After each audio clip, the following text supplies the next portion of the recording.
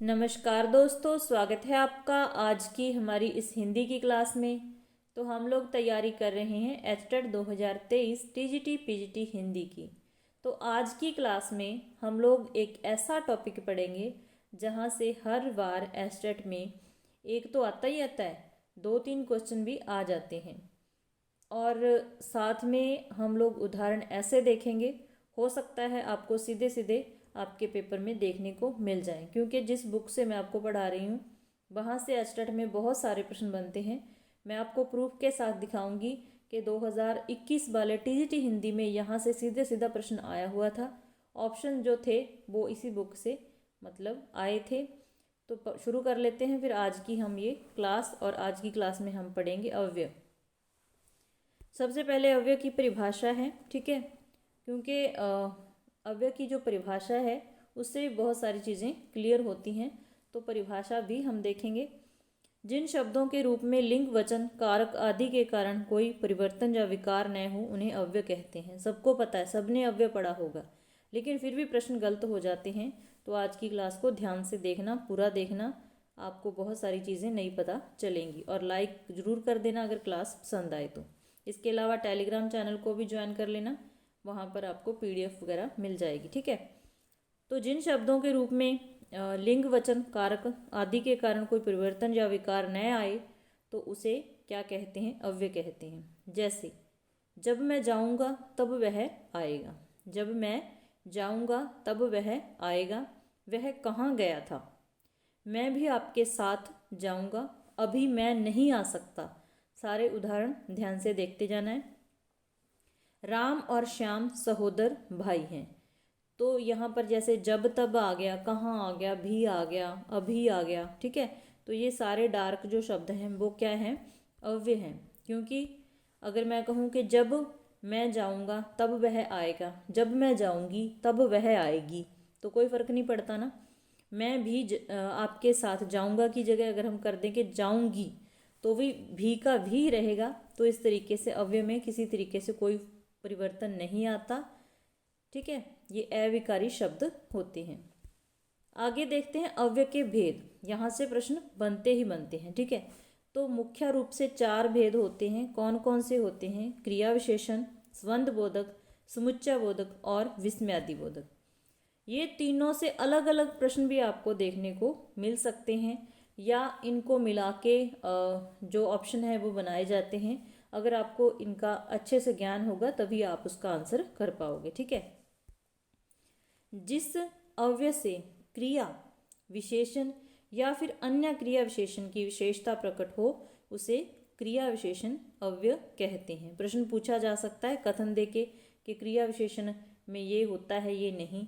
तो ध्यान रखना है कि जो क्रिया विशेषण होता है क्रिया की विशेषता बताता है, विशेषण की, और फिर क्रिया विशेषण की भी विशेषता बताता है, किसी अन्य क्रिया विशेषण शब्द की भी विशेषता बताता है। यथा राम धीरे धीरे पढ़ता है, तो कैसे पढ़ता है? पढ़ना होगी क्रिया। कैसे पढ़ता है? धीरे धीरे पढ़ता है। आप कब आए? आना क्रिया हो गई, तो कब यहाँ पर क्या हो गया? अव्यय हो गया। उसके पास अच्छी पुस्तकें पर्याप्त हैं, तो ये वाक्य को ध्यान से देखना है। ये क्या है? इसमें क्या है? क्रिया विशेषण है। वह कल अवश्य आएगा, ठीक है। तो यहाँ पर कौन कौन से शब्द क्रिया विशेषण के हो गए? धीरे धीरे, कब, पर्याप्त और उसके बाद अवश्य, ठीक है। अब क्रिया विशेषण के भेद आपने मुख्य रूप से 4 ही भेद इसके पढ़े होंगे, लेकिन 3 प्रकार से क्रिया विशेषण के भेद किए जाते हैं। 3 प्रकार से, ये भी बात याद रखनी है। कितने प्रकार से क्रिया विशेषण के भेद किए जाते हैं? 3 प्रकार से।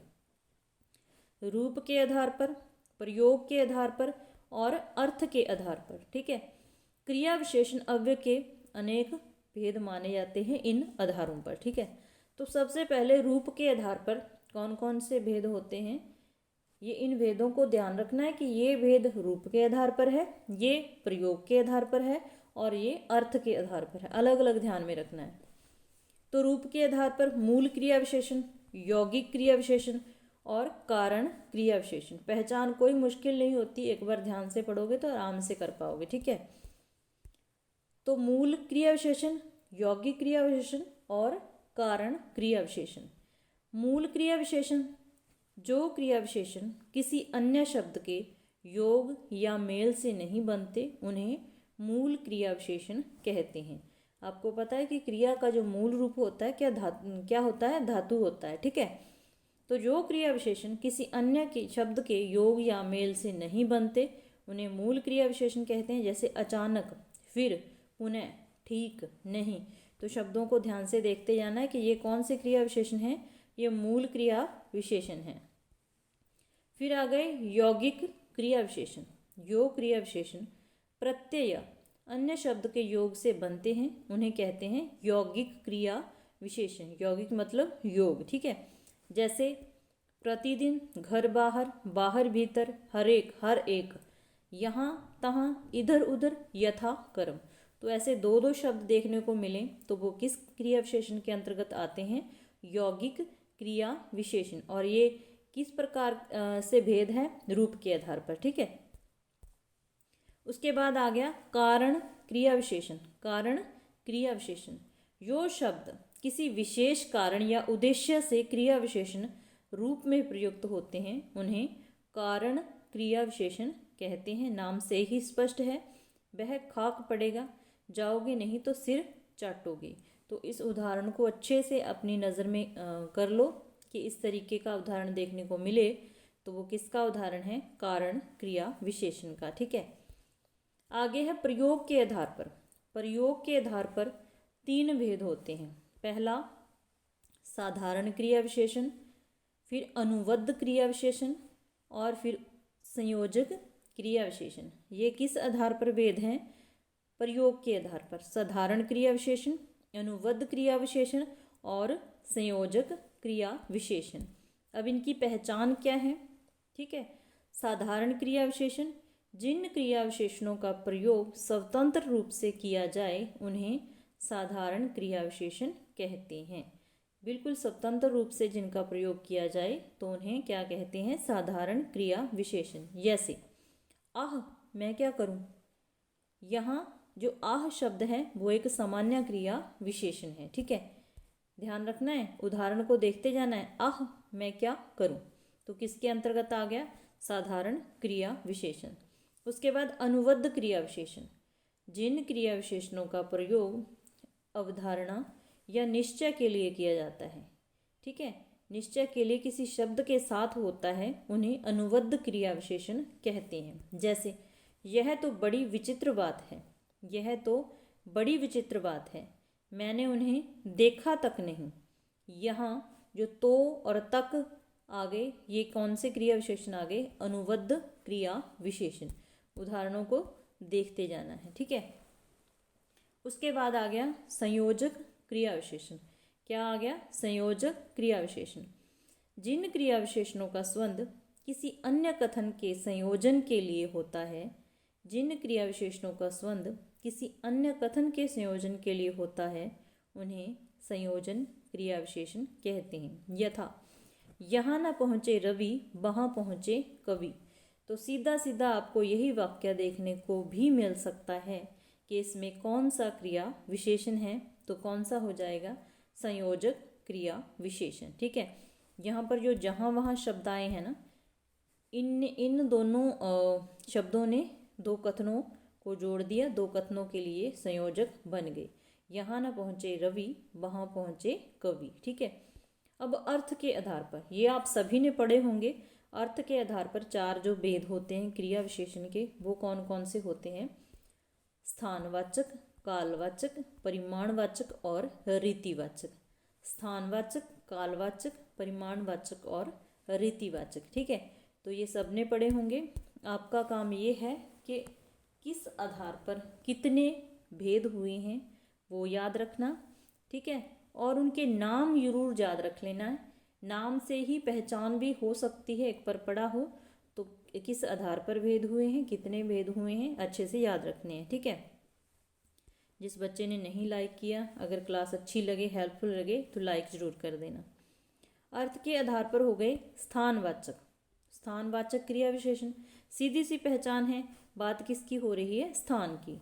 तो यहाँ भी क्रिया संपन्न हो, यहाँ भी क्रिया संपन्न हो, हमें ये मतलब दिखाई दे कि क्रिया इस दिशा में हो रही है, इस स्थान पर हो रही है, उस चीज़ को दिखाया जाए तो वहाँ पर क्या होता है, स्थानवाचक क्रिया विशेषण। जैसे यहाँ, वहाँ, ऊपर, नीचे, ठीक है, तो ये कौन से शब्द हैं, ये स्थानवाचक क्रिया विशेषण के अंतर्गत आते हैं। ठीक है, क्रिया के संपन्न होने के स्थान के बारे में जानकारी मिली। ठीक है, तो यहाँ पर हो गया स्थानवाचक क्रिया विशेषण।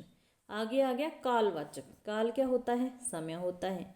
तो क्रिया किस काल में संपन्न हुई, ठीक है, उस समय का हमें ज्ञान हो, बोध हो, तो वहाँ पर क्या होता है, कालवाचक क्रिया विशेषण। जैसे आज, अब, कब, निरंतर, अभी, तो ऐसे शब्द किसके अंतर्गत आ गए, कालवाचक क्रिया विशेषण के अंतर्गत ये आ गए। और ये किस आधार पर हैं, ये भेद हैं अर्थ के आधार पर, ये भी अच्छे से ध्यान में रखना है।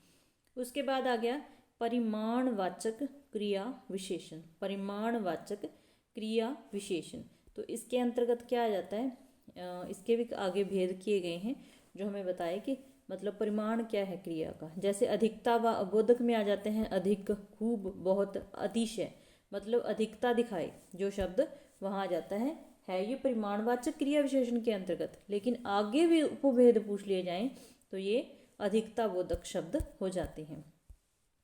उसके बाद न्यूनता बोधक, जो शब्द ये बताएं कि क्रिया कितनी हुई है, कम हुई है, थोड़ा, जरा, किंचित, कुछ, तो ये क्या हो गए, न्यूनता बोधक क्रिया विशेषण।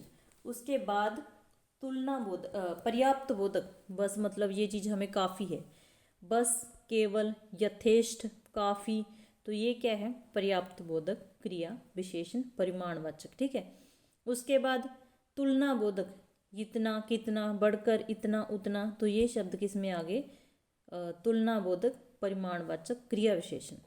आगे श्रेणी, क्रमशः, बारी बारी, एक एक, तो इसकी आपने पहचान रखनी है। उसके बाद आता है रीतिवाचक क्रिया विशेषण। ये भी बहुत बार पूछा जाता है। रीति क्या होता है, तरीका। रीति क्या होता है, किसी कार्य को करने का तरीका। ठीक है, तो क्रिया जो है किस तरीके से संपन्न हो रही है उसको बताने वाले जो शब्द होते हैं वो रीतिवाचक क्रिया विशेषण के अंतर्गत आते हैं। ठीक है, जैसे निश्चय, अनिश्चय, कारण, निषेध आदि का भी बोध हो, ऐसे हुआ, वैसे हुआ, अवश्य हुआ, कदाचित, हाँ, ठीक, तो ये सारे शब्द ही ध्यान में रखने हैं। तो ये किसके अंतर्गत आ जाते हैं, रीतिवाचक क्रिया विशेषण। ठीक है, जैसे उसने ध्यान से सुना, उसने ध्यानपूर्वक सुना, उसने सुना नहीं, ठीक है, अनसुना कर दिया, मतलब कोई चीज़ जिस तरीके से हो रही है, क्रिया कैसे, सुनना क्रिया आ गई तो उसने ध्यानपूर्वक सुना, तो यहाँ पर क्या आ जाएगा, रीतिवाचक क्रिया विशेषण आ जाएगा। अब आ गया आपका प्रूफ, यहाँ से मतलब प्रश्न कैसे बनते हैं। स्वंदबोधक अव्यय, तो आपने अगर नहीं देखा तो एक बार ज़रूर देख लेना। मैं स्क्रीनशॉट भी कम्युनिटी में शेयर कर दूंगी। 2021 वाला टीजीटी हिंदी का पेपर, ठीक है, उसमें सीधे सीधे ऑप्शन अब मैं दिखाती हूँ आपको कहाँ से आए थे। जिस अव्यय, पहले हम देखते हैं कि स्वंदबोधक अव्यय होता क्या है। जिस अव्यय से दो पदों के बीच परस्पर स्वंद सूचित हो उसे स्वंदबोधक अव्यय कहते हैं। जैसे पुरुषार्थ के बिना जीवन नहीं, तो जिसने देखा उसे ध्यान आया होगा कि ये हमें ऑप्शन देखने को मिला था, पुरुषार्थ के बिना जीवन नहीं।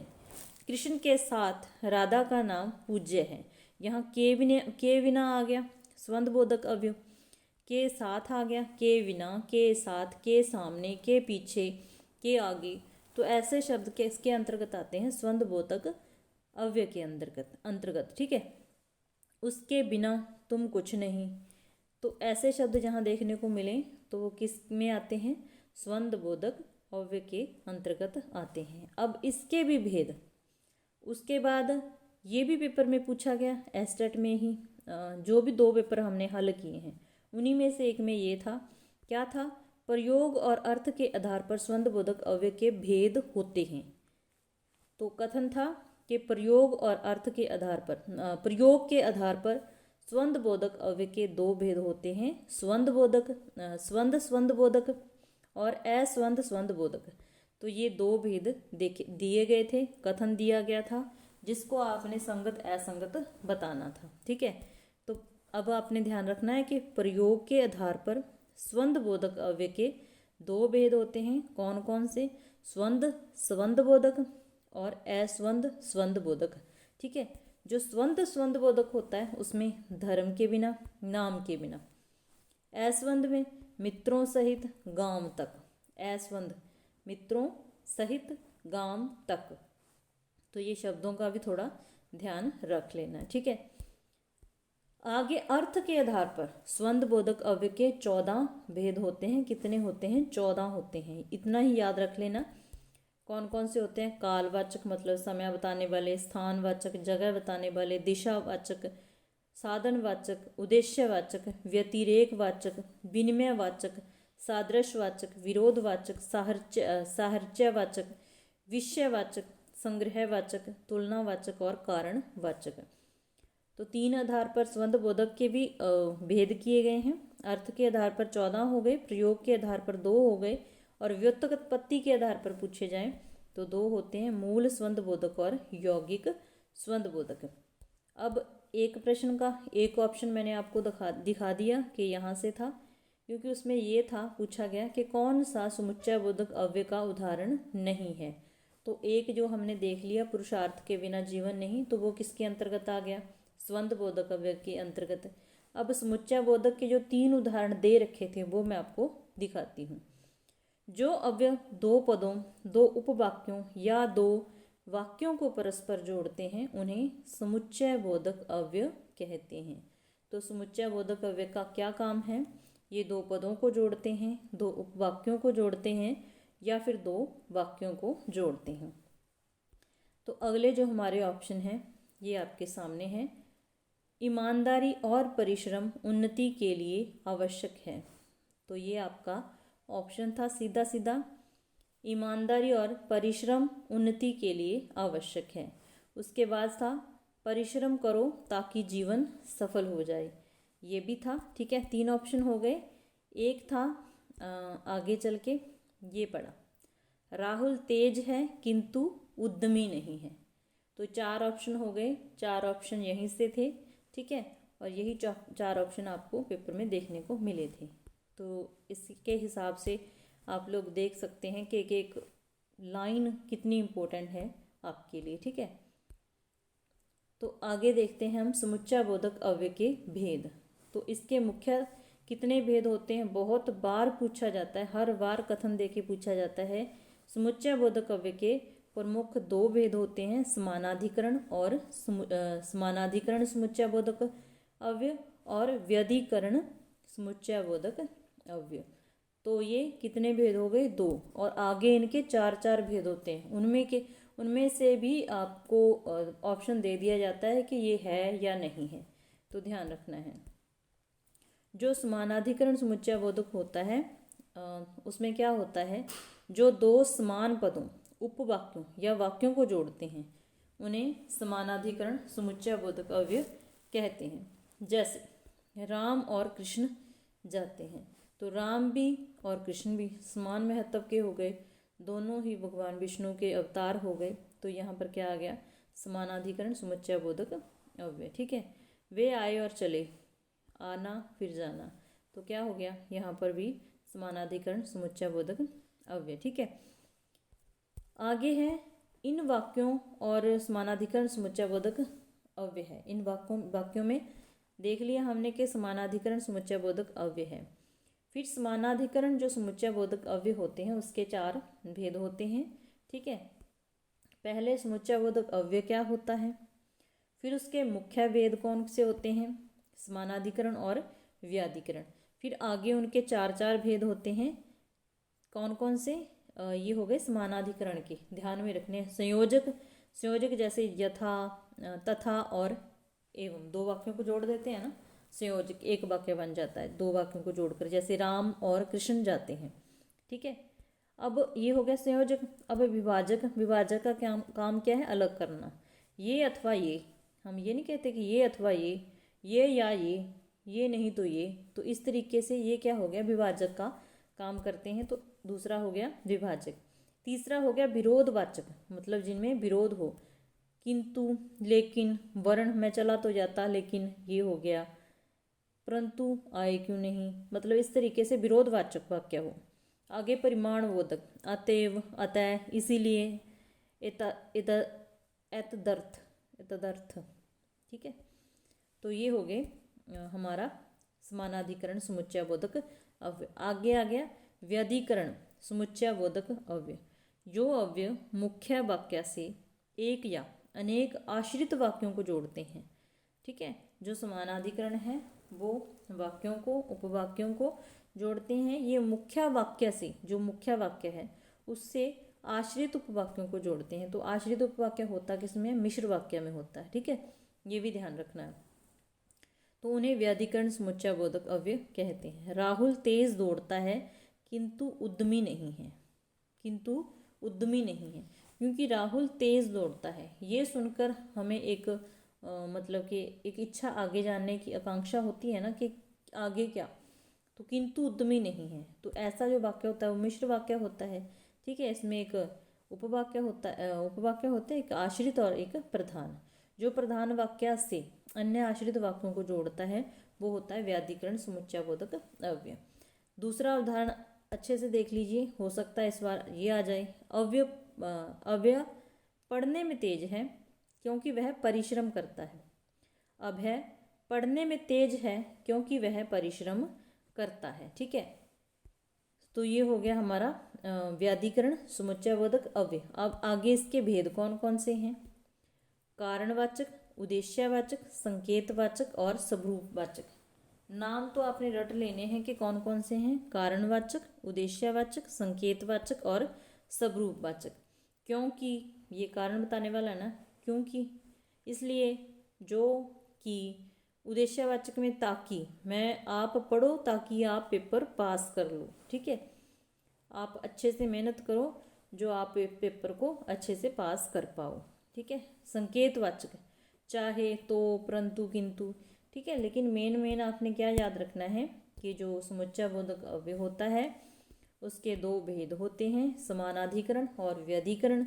उनके आगे चार चार उपभेद होते हैं। ये हो गए व्यधिकरण के भेद, और समानाधिकरण के भी आपने अच्छे से याद रखने हैं। अगला आ गया विस्मयादि बोधक अव्यय। यहाँ से प्रश्न आता तो है लेकिन इतनी संभावना नहीं रहती, फिर भी एक बार देखो जरूर।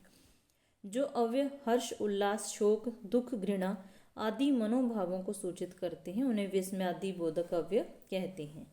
जैसे, वाह क्या कहना है, आहा कितना सुंदर दृश्य है, छी छी इतना घृणित व्यवहार, ओह आप पर इतना दुख, अरे तुम्हें अक्ल नहीं है। तो ऐसे वाक्य हैं, ये किसके अंतर्गत आते हैं? विस्मयादि बोधक अव्यय के अंतर्गत। ठीक है, अब विस्मयादि बोधक अव्यय के भेद पूछ लिए जाते हैं कि कितने हैं। तो मुख्य रूप से इसके भेद होते हैं 8। संख्या याद रखनी है, कितने? 8 होते हैं। एक बार मोटी मोटी नज़र भी मार लीजिए। हर्षबोधक, विस्मयबोधक, शोकबोधक, तिरस्कारबोधक, भावबोधक, अनुमोदन बोधक, संबोधन बोधक, घृणाबोधक। ठीक है, तो ये हो गए विस्मयादि बोधक अव्यय के भेद। ठीक है, उसके बाद एक आता है निपात। निपात से भी प्रश्न आ जाता है। वाक्य में किसी शब्द या पद के बाद यो अव्यय लगकर एक विशेष बल या अवधारणा को व्यक्त करता, उन्हें निपात कहते हैं। यथा ही, भी, तो, तक, मात्र। मतलब कि जो इसका मुख्य जो उद्देश्य होता है निपात का, वो किसी भी वाक्य पर जोर देने के लिए, बल देने के लिए, बल भरने के लिए होता है। वह तो अपने घर जाएगा, वह तो अपने घर जाएगा, वह तो अपने घर जाएगा। तो इसमें क्या, अपने ही घर जाएगा। मोहन ने ही मारा है, उसे किसी और ने नहीं मारा, मोहन ने ही मारा है। ठीक है, मोहन ने ही मारा है। उसने राम को भी बुलाया है, मतलब और लोगों के साथ राम को भी बुलाया है। तो यहाँ पर तो, ही, भी क्या हो गए? निपात हो गए। ठीक है, ये क्या हो गए? निपात हो गए। बस थोड़ा सा आपको ध्यान ही रखना है, बस इतना आप पढ़ लो ना तो बहुत है। इतने से जिस बच्चे ने शिद्दत से इस क्लास को देख लिया, जितने मैंने भेद बताए हैं, क्योंकि आजकल पेपर सीधा सीधा नहीं पूछा जाता, मेन चीज़ें नहीं पूछी जाती, भेद उपभेद पूछ लिए जाते हैं। ठीक है, तो वहाँ से प्रश्न बन जाता है, और लास्ट ईयर में यहाँ से प्रश्न बने भी हैं, हर बार बने हैं 2-3 प्रश्न। तो उम्मीद है आपको क्लास अच्छी लगी होगी, हेल्प होगी आपकी।